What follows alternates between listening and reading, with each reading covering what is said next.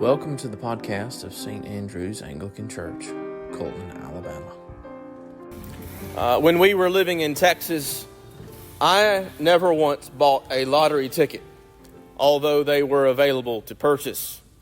I was raised that way, not to buy lottery tickets, and so I never bought one. When I worked at Trinity Church in Marshall, I would park across the street and walk across to get to my office. And one sunny day in Marshall, Texas, I arrived at the church, and as I walked across the street, a lost lottery ticket was taken by the wind and hurled at my feet. There it lay. As I picked it up, I realized that it was unscratched. And I thought to myself, here it is.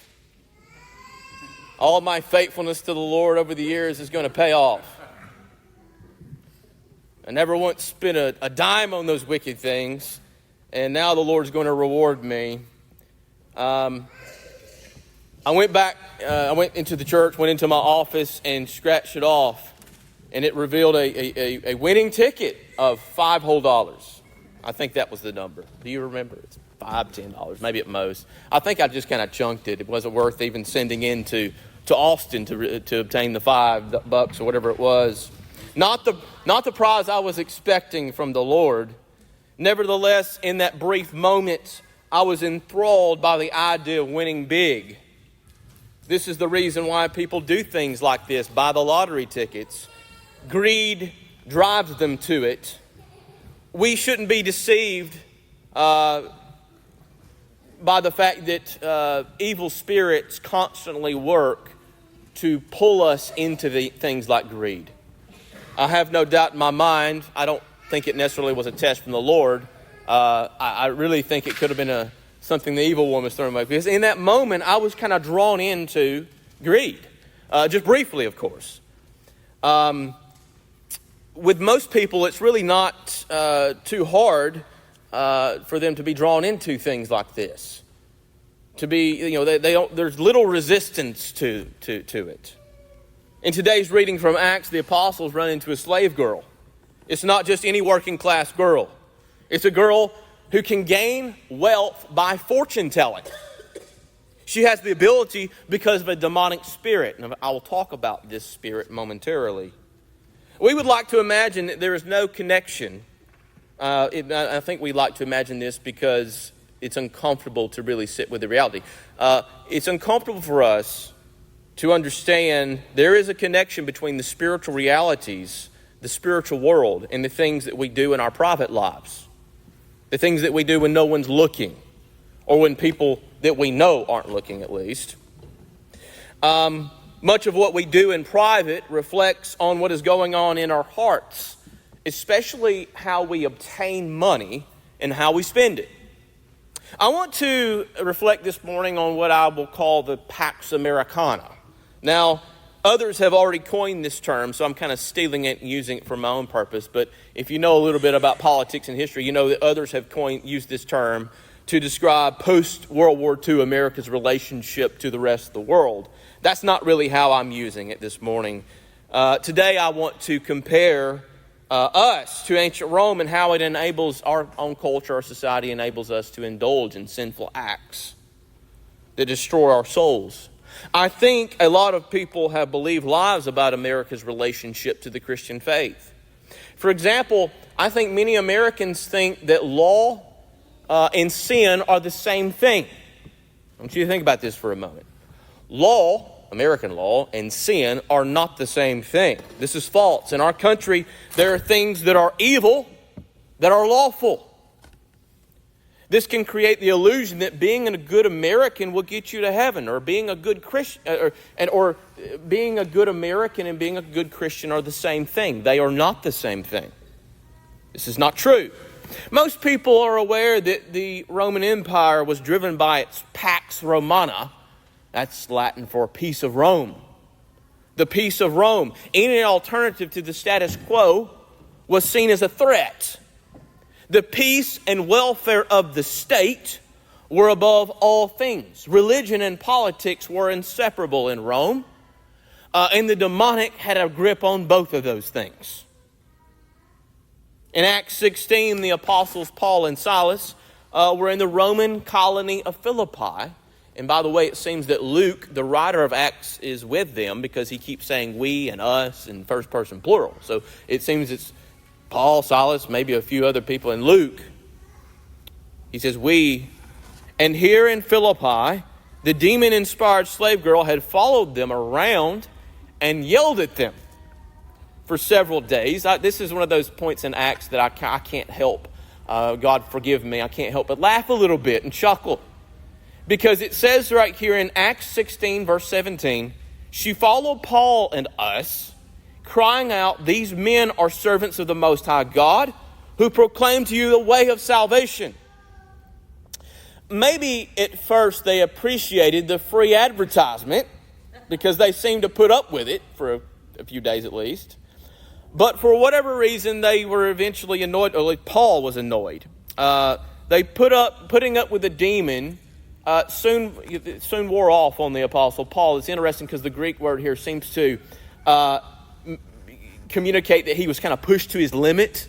In Southern English, we might say he was fed up. Once St. Paul cast the demon from the poor girl, her masters lost their cash cow. And the apostles became disturbers of the peace. No demon, no money, disturber of the peace.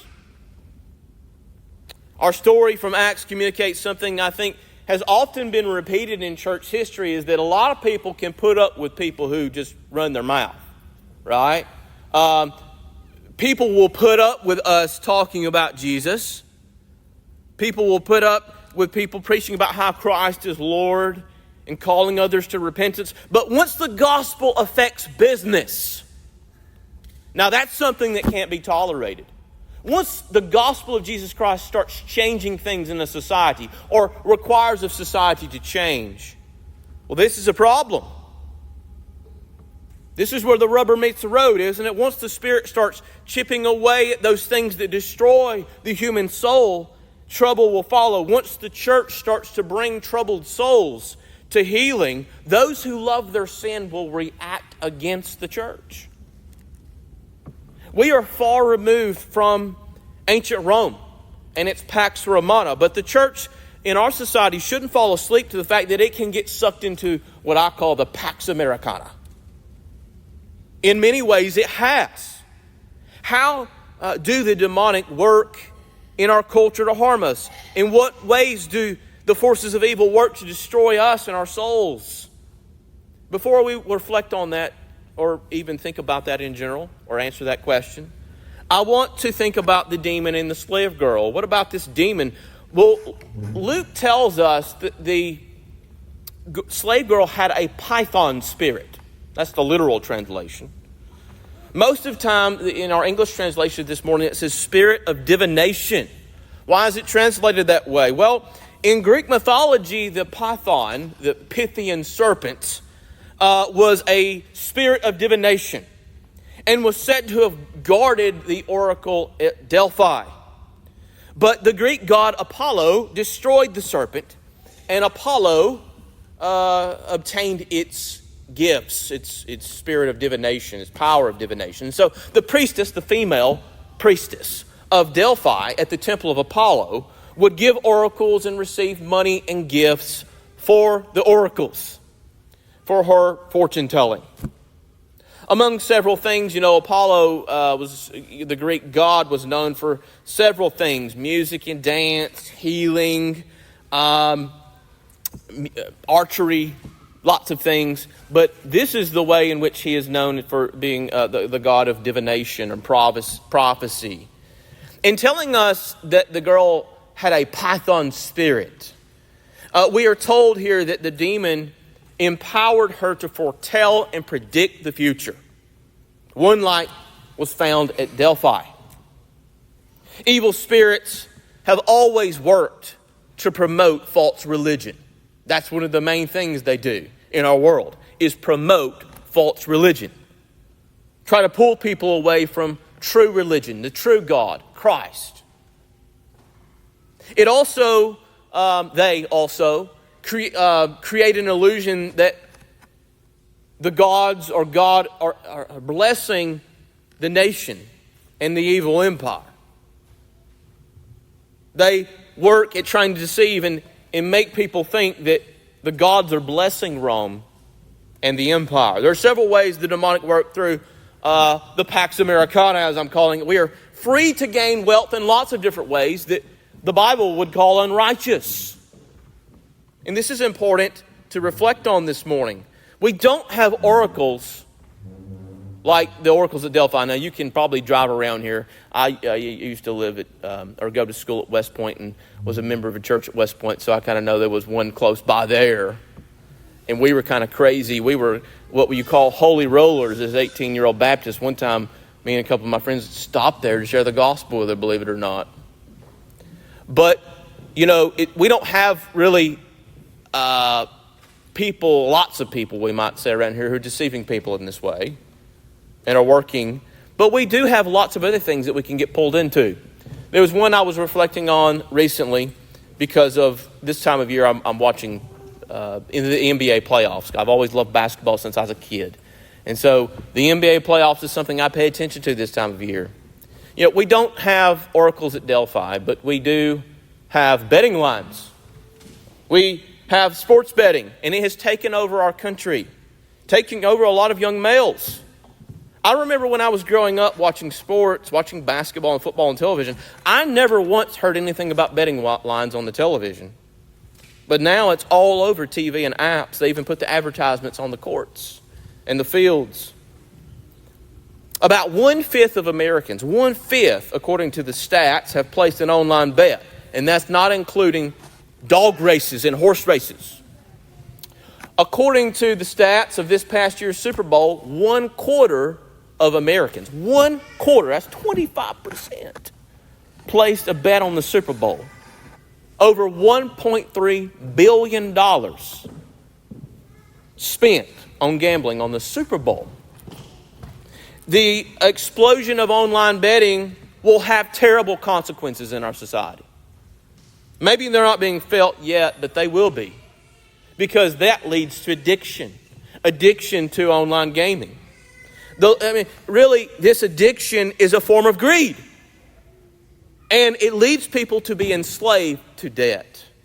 It fuels the love of money and produces great evils. It's amazing how many people, we all do it. We complain about gas prices. I do it like crazy. Complain about this and that, how expensive things are. We often complain about these things. I guess as we should, but yet our government and our spending in our government only reflects what is going on in the households in our country. The misuse of money.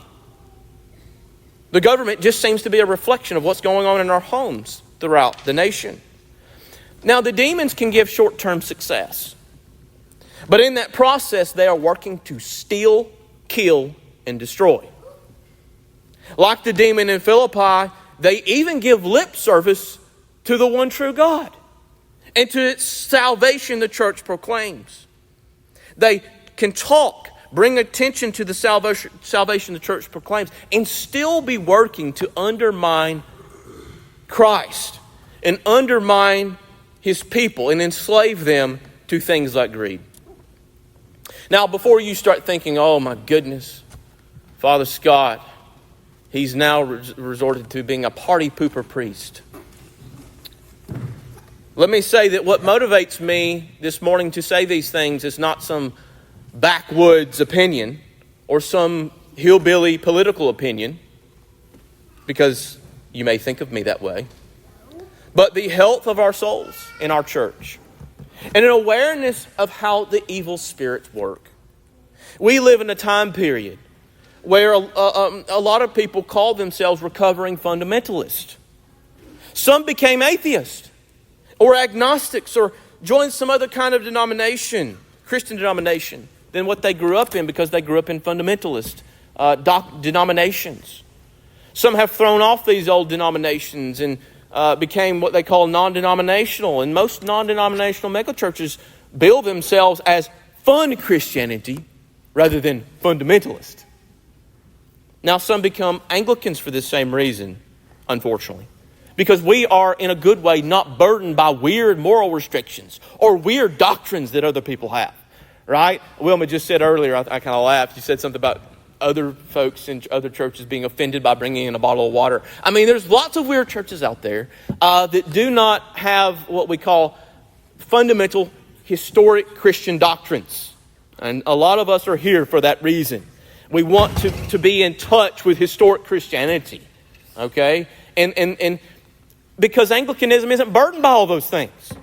And it's a good thing. I mean, some even know that the Puritans, those crazy Puritans who went up to Massachusetts, are actually the ones who landed on Plymouth Rock. Some of you may be aware that they left England originally because they were mad at King James for writing the Book of Sports, which was just saying that men could play ball on Sunday. That Sunday after church, they could go and kick a ball around. I mean, for us, that seems very odd that the Puritans would be against having some fun when you only have one afternoon the whole week to do anything fun. They saw that as evil. And so, you know, we are living in a time where we understand this. There is a fundamentalist Christianity that's not good. And of course, for me, personally, I once walked away from fundamentalism. And I felt it necessary to live by St. Paul's words found in 1 Corinthians. You know, everything is permissible, but not everything is beneficial. I grew up in a denomination where it was official teaching to abstain from the use and sale of alcohol. And once I realized that this was kind of a fundamentalist extremism, I felt it necessary to demonstrate the opposite by moderation. In other words, I can drink a glass of wine and not be a sinner. Okay? And some of you may feel this as well. I'm saying all this for a reason, of course. It took me a bit of aging and maturing to realize that there were actually good, holy things in the fundamentalism in which I was raised. It took me a bit of aging to realize in some of the things that were being said. Despite it's so easy sometimes to criticize American fundamentalism for its hypocrisies and anti-intellectual beliefs, billing itself as old-time religion when it's really just a recent innovation in church history.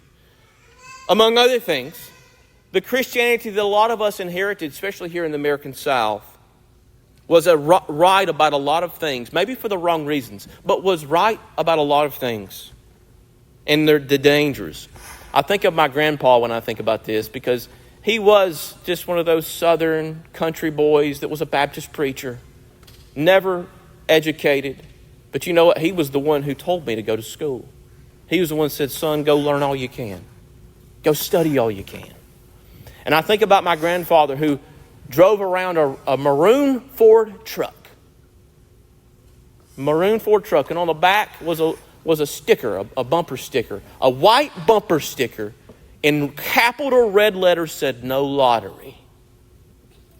It was a political statement back in the 90s. If you know anything about the state of Alabama in the 90s, it was a huge debate.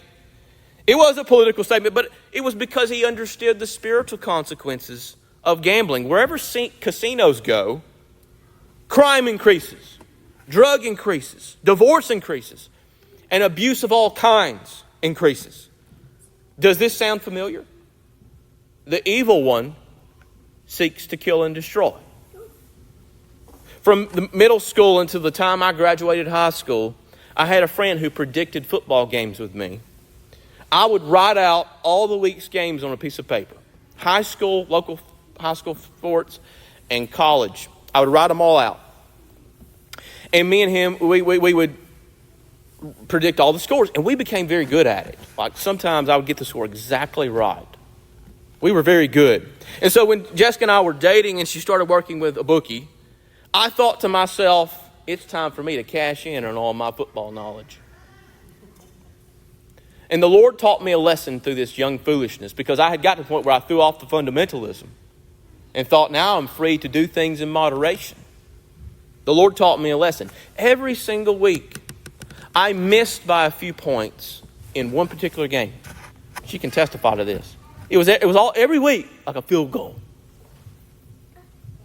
It wasn't long after this that I realized that year that this was God's grace for me. It was an act of God's grace. The losing was God's grace. Because if I had won, as I probably should have, I got all those games, 2 or 3 points. Unbelievable. If I had won, I might have become addicted to something very evil. This time of year, I tune in to watch a bit of the NBA playoffs. Unfortunately, sports betting is a big part of the conversation. A game earlier this week, the commentators introduced a question to try to get people to go to an app and gamble. And the question was, who would score the most points in the game that night? And I was watching it, and I kind of looked, and they gave you 3 names. And I said, well, it won't be any of those 3. I bet it'll be the 4th. And I said, it'll be this guy. Would you believe after the game I was right? I was right. What did this say to me? Well, when the game was over, I said to myself, I could have won some money tonight. I'm so smart. And then it hit me like a ton of bricks. Lord, have mercy upon me, a sinner. Because this was certainly a temptation from the evil one. I was on his playground in front of my television. I was on his playground. This reminded me of the words of St. Tertullian, one of the great church fathers, who once warned Christians about going to shows in the Roman Empire. It's called On the Spectacles. And he warned Christians not to be gambling at the Roman shows. Here's what he said. Quote, and by the way, this has nothing to do with gambling. This is one of the things he says about a demon at the shows. Quote, why may not those who go into the temptations of the show become accessible also to evil spirits? We have the case of the woman, the Lord himself is a witness, who went to the theater and came back possessed.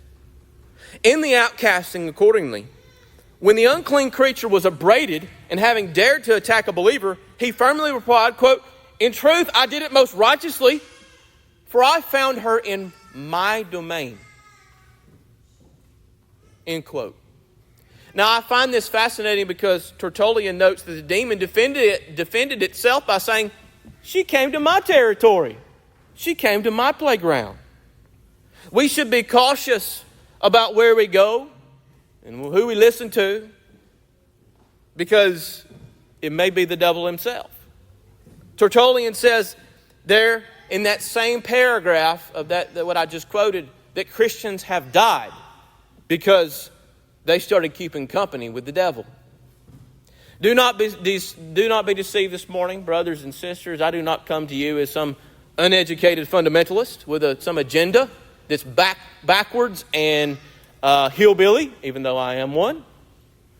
I'm a pastor who cares about the souls in this congregation, especially my children, my family as well. And what the devil does a lot of times to destroy us, we want to keep the wolves out. The thing that we want to take away today, this morning, is that spiritual gain is a lot more important than material gain. Amen? Spiritual gain is eternal. Material gain is temporary. What will it do? What good will it do to gain the whole world and forfeit our souls? What good is that? Paul and Silas were seized and brought before the local rulers in Philippi. And in Acts 16, verses 20 and 21, it says this, and when they had brought them to the magistrates, they said, these men are Jews, and they are disturbing our city. They advocate customs that are not lawful for us as Romans to accept or practice. The apostles had disturbed the Pax Americana. Paul and Silas were stripped, beaten, and thrown into prison. How did the apostles respond to such a humiliation, to such suffering? They rejoiced. Verse 25, about midnight, Paul and Silas were praying and singing hymns to God. I don't know about you, but if I'd been stripped naked and beaten in public and thrown into prison, I'd probably be crying at midnight if I was awake. They're singing hymns, some of the psalms that we They might have been singing Psalm 47 this morning. Our God is King. The Lord reigns. As the apostles rejoiced at their persecution, so we must rejoice when we seek holiness and receive backlash, or even if we're called holy rollers. The apostles rejoice because they know their suffering, their persecution leads to eternal blessings, not just for themselves, but for the world. And that eternal blessing was focused in on this story on a jailer. If you're like me, you know this story because you learned it in Sunday school. The story of the Philippian jailer. The earthquake rocks the prison. The shackles are unfastened and the prison doors are opened. The jailer wakes up seeing the prison doors open and he's going to kill himself. He takes out the sword, but Paul stops him. He says, we're all here. Then the jailer asks, what must I do to be saved? And they said to him in verse 31, believe in the Lord Jesus and you will be saved. You and your household. He and his household are baptized. The church's persecution, the church's suffering leads to salvation for others. The Philippian jailer's story reminds us that there are so many working class men and women who are just living their lives, trying to earn a living, and serving the Pax Romana to the best of their ability. But they need Christ. If we want salvation to come to our nation, to people who need Jesus, the church, that's us, we must seek holiness. We can't be dabbling in things that the devil wants to lure us into. We must seek holiness. We must not seek the Pax Americana, but the Pax Dei, the peace of God. We must not seek unrighteous material gain, but the righteous gain that will echo throughout eternity. Amen.